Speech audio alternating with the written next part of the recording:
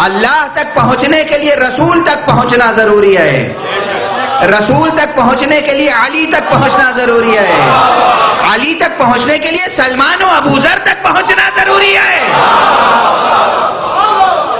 نظام ہے ولایت کا نظام، ولایت کی حقیقت منحصر ہے ذات احدی میں، انما ولیکم اللہ ورسولہ، اللہ کی ذات میں ولایت منحصر ہے، اللہ ہے ولی، اور اس کے بعد وہ ولی ہے جسے اللہ ولی بنائے۔ تو اللہ کا رسول ولی ہے، اللہ کے رسول کے بعد علی ولی ہے، علی کے بعد ائمہ ولی ہیں، اور ائمہ کے بعد وہ مجتہدین اور فقہاء ولایت رکھتے ہیں جو عادل فقہاء ہیں۔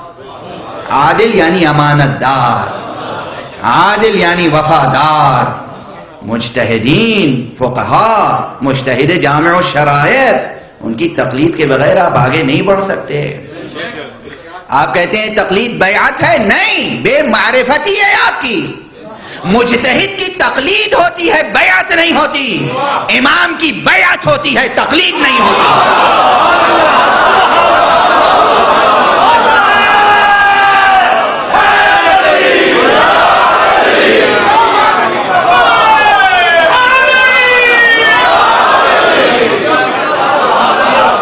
بہت سے پیدا ہو گئے صاحب، ہم تو علماء کو جانتے ہی نہیں، ہم تو براہ راست امام زمانہ کی تقلید کرتے ہیں، اس کی تقلید کرتے ہیں جسے دیکھا نہیں، جسے دیکھ نہیں سکتے۔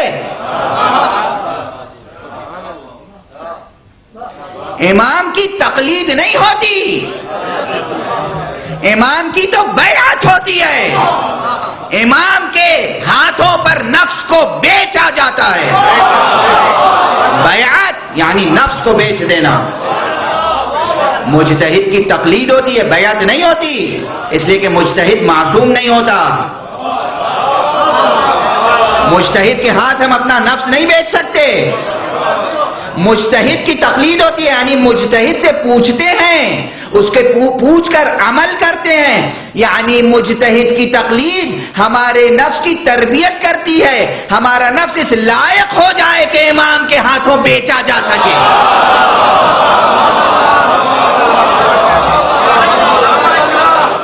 بس اب میں ایک روایت، اب تسلسل کلام میں جو بات ذہن میں آ گئی عرض کر رہا ہوں، جو کچھ ذہن میں تھا وہ تو موضوع سے، اب چونکہ بار بار سوالات آتے ہیں تو جواب بھی دینا میرے اوپر فرض ہے، اس لیے جواب دے رہا ہوں۔ دیکھیے شروع سے ایک سلسلہ رہا ہے۔ حضرت ابو ذر جب ایمان لائے تھے تو معلوم ہے کیسے ایمان لائے تھے، کیا نظام تھا۔ حضرت ابو ذر نے سنا، کسی بھی ذریعے سے سنا، کسی بھی وسیلے سے سنا کہ مکے میں ایک نبی نے نبوت کا اعلان کیا ہے۔ دل میں محبت پیدا ہو گئی، آئے مکے، مسجد الحرام میں آئے، خانہ کعبہ کے گرد دیکھا کچھ لوگ بیٹھے ہوئے اور نبی کا نعوذ باللہ مذاق اڑایا جا رہا ہے، تضحیک، استہزاء، اور ان کے خلاف منصوبے بن رہے ہیں۔ خاموش رہے، دیر تک بیٹھے رہے، پورا دن تقریباً گزر گیا۔ اس کے بعد دیکھا کہ کوئی آ رہا ہے وجیح و شکیل،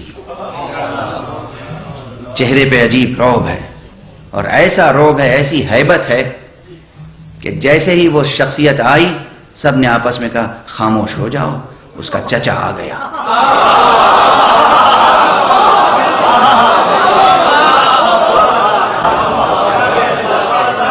چپ ہو جاؤ، خاموش ہو جاؤ، اس کا چچا آ گیا۔ کیا شجاعت تھی ابو طالب کی۔ اور حضرت ابو ذر نے دیکھا یہ منظر کہ جب تک نہیں تھے، ایک فرد نہیں تھا، پورا مکہ برائیاں کر رہا تھا، ایک ابو طالب آ گئے، سب پہ سکوت طاری ہو گیا۔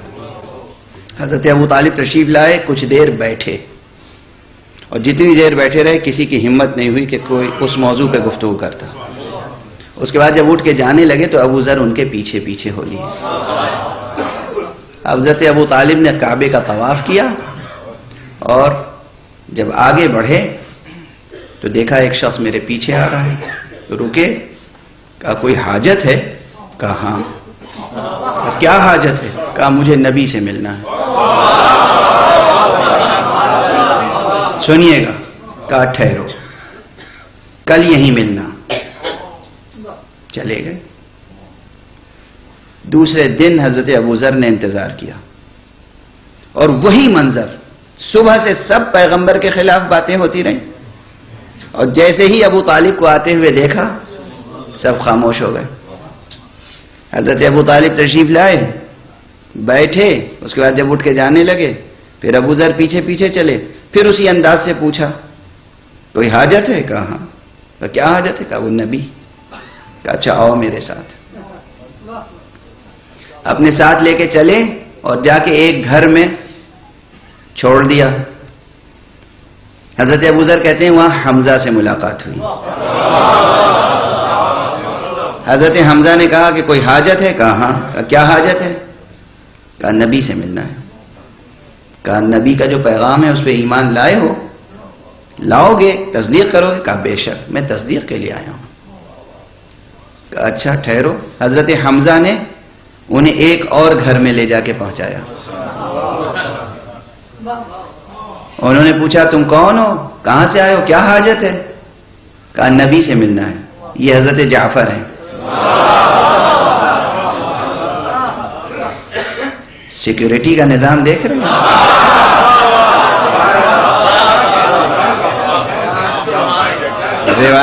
روایت کہا کہ کیا مقصد ہے؟ کہا نبی سے ملنا ہے۔ کہا تصدیق کر کے لیے آئے ہو؟ کہا ہاں تصدیق کے لیے آئے۔ جناب جعفر ایک اور گھر میں لے گئے، وہاں علی ملے۔ ابھی نبی نہیں ملے، واسطے دیکھا،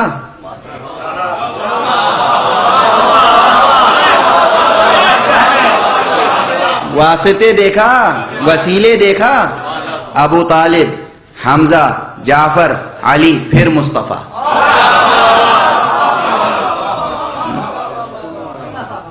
حضرت علی نے پھر وہی سوال کیا، کہا کہ کیا غرض ہے، کیا حاجت ہے؟ کہا حاجت یہ ہے کہ نبی سے ملنا ہے۔ کہا تصدیق کے لیے آئے ہو؟ کہا جی بالکل تصدیق کے لیے آئے ہو، میں گواہی دیتا ہوں کہ اللہ ایک ہے، پیغمبر اس کے رسول۔ اس کا پس منظر ہے کہ کس معجزے کے طور پر خبر ملی تھی حضرت ابوذر کو۔ میں تو صرف عرض کر رہا ہوں کہ امام تک یا نبی تک پہنچنے کے لیے براہ راست کوئی وسیلہ نہیں ہوتا،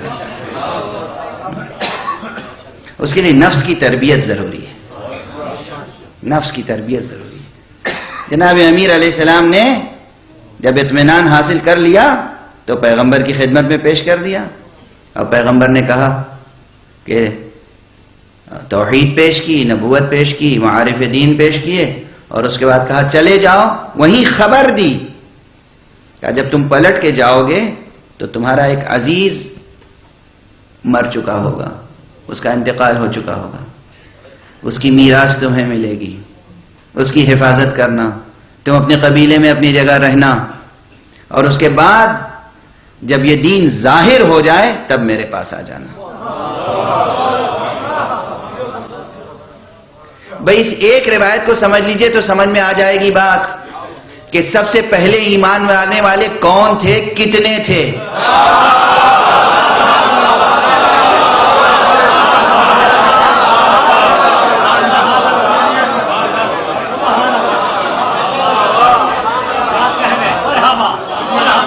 کون تھے، کتنے تھے، کیا نظام تھا، حضور کی کیا سیکیورٹی تھی جب تک حضرت ابو طالب زندہ رہے۔ یوں ہی تھوڑی حضرت ابو طالب کے عمل کو خدا نے اپنا عمل قرار دیا ہے۔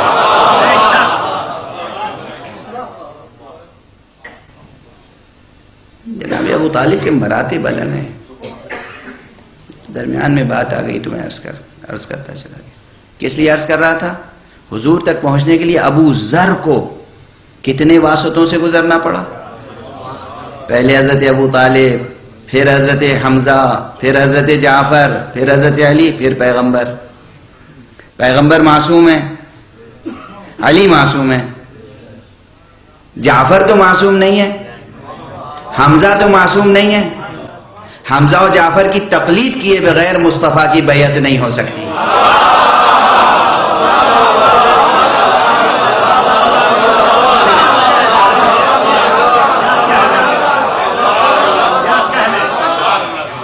آج اگر امام سے وابستہ ہونا ہے، امام زمانہ سے وابستگی کی پہلی شرط یہ ہے کہ جو نائب عام ہے پہلے اس کی اطاعت کرو. ڈسپلن تو سیکھو، ڈسپلن ہے، ادب ہے، شریعت کے احکام پہ عمل کرنا ہے. بہرحال جوانان عزیز، میں خلاصے کے طور پر عرض کر رہا ہوں، فضائل آپ سنتے رہتے ہیں، مصائب آپ سنتے رہتے ہیں، لیکن احکام کی طرف بھی توجہ دیں. احکام سیکھیں، اپنے کو اس لائق بنائیں کہ سرکار کی حکومت میں کوئی ملازمت مل جائے. آپ کہتے ہیں تقلید ضروری نہیں ہے، احکام کا سیکھنا ضروری نہیں ہے. ہماری خواتین غور کریں، ہمارے مرد غور کریں. بی بی زینب سے زیادہ عالمہ کوئی ہوگی؟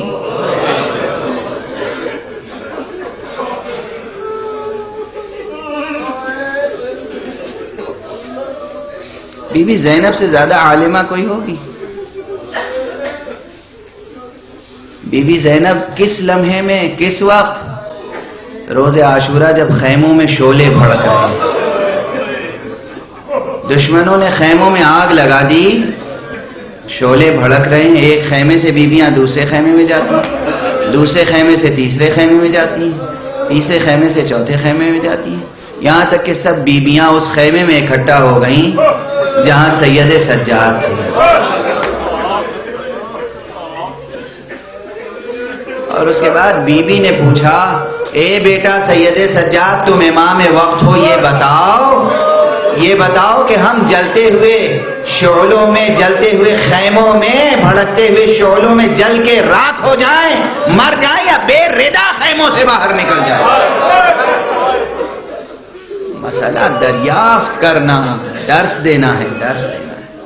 برحمتك يا أرحم الراحمين وصلى الله على محمد وآله الطاهرين.